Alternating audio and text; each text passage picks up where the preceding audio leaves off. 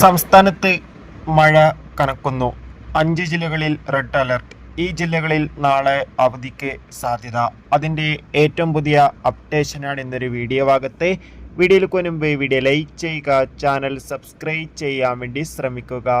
അങ്ങനെ ഇപ്പോൾ കേരളത്തിൽ കാലവർഷം എത്തിയിരിക്കുകയാണ്. എല്ലാ ജില്ലകളിലും അതിശക്തമായ മഴയാണ് ഇപ്പോൾ നടക്കുന്നത്. അതിൽ ഏറ്റവും പ്രധാനപ്പെട്ടതാണ് കണ്ണൂർ, കാസർഗോഡ്. ഈ 2 ജില്ലകളിലും ഇന്നലെ ഇന്നുമായിട്ട് അതിശക്തമായ മഴയായിരുന്നു ലഭിച്ചുകൊണ്ടിരുന്നത്.